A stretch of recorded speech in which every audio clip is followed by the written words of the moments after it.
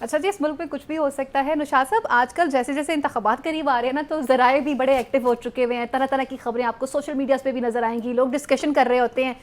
آپ اس بات سے کتنا اتفاق کرتے ہیں کہ ممکنہ طور پہ کیا چانسز ہیں کیا نواز شریف صاحب نے اپنے ساتھ اپنے کسی جانشین کو بھی رکھا ہو کہ اگر میں چلا جاتا ہوں کچھ ٹائم پیریڈ بعد تو میرا جانشین یہی ہوگا؟ یہ جانشین تو انہوں نے 2017 میں تیار کرنا شروع کر دیا تھا. وہ ساری دنیا جانتی ہے کہ مریم نواز جب پرائم منسٹر ہاؤس بیٹھتی تھیں یا وہاں آتی جاتی تھی تو تربیت ہی کی جا رہی تھی نا.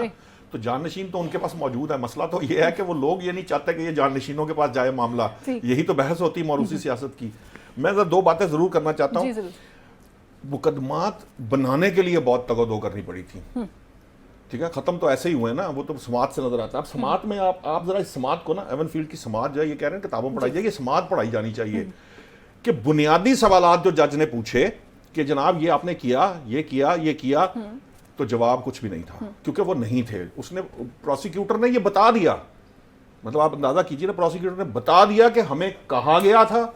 ٹھیک ہے، ان کی طرف سے آرڈر آیا تھا، ہم نے سپریم کورٹ کے کہنے کے اوپر مقدمہ درج کیا کیونکہ بنتا نہیں تھا. ہم نے درج کیا، پھر ہم نے وہ آپ کو یاد ہے نا جے آئی ٹی بنی، ٹائم فریم دیے گئے، یہ کیا. اصل مسئلہ یہ that is called political engineering. فرض کریں مثال کے طور پہ یہی کچھ عمران خان صاحب کے ساتھ ہو رہا ہو تو ہم کر کیا رہے ہیں؟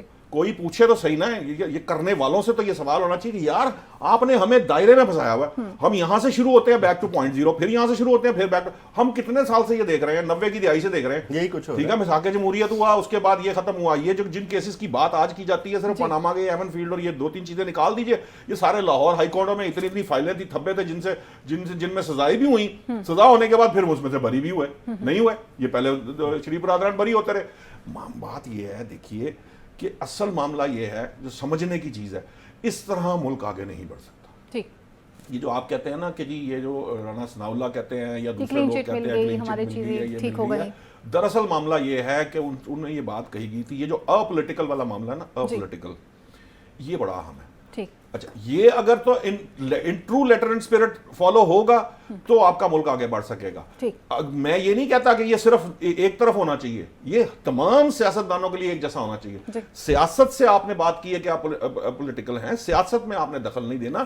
اس کا مطلب کوئی ایک پارٹی نہیں ہے. آپ جب اس طرح کے معاملات کو کریں گے پھر الٹیمیٹلی آپ کو وہ وقت آئے گا. ہم کہتے تھے اس وقت، ہم بات کرتے تھے اس کے اوپر، ہم نے دیکھا ہے، ہمیں پتہ ہے اس ارینا سے فیصلے نکلتے تھے اور کہاں جاتے تھے اور وہ فوٹو کاپیاں نکل کے کس طرح جاتی تھی، ججز کو کیا اس وقت کیا جا رہا تھا یا کس طرح ان کو پریشرائز کیا جا رہا تھا. وہ ساری باتیں باہر آ چکی ہیں. اس وقت کی اسٹیبلشمنٹ نے جو کچھ کیا ہے اس کا خمیازہ آج بھگتنا پڑ رہا ہے. اس کو وہ جو کہتے تھے کہ ہم شریف خاندان کا نام و نشان مٹا دیں گے، ان میں سے کوئی یہاں نظر نہیں آئے گا، آج پھر وہ وہیں کے وہیں کھڑے ہیں. اسی طرح میں یہ کہتا ہوں کہ عمران خان کا کوئی نام نہیں ہٹا سکتا. جو پولیٹیکل پارٹی سیاسی جماعت کا لیڈر ہے اس کی روٹس عوام میں ہوتی ہے. اس کو اگر کوئی ختم کر سکتا تو صرف عوام ختم کر سکتی ہے.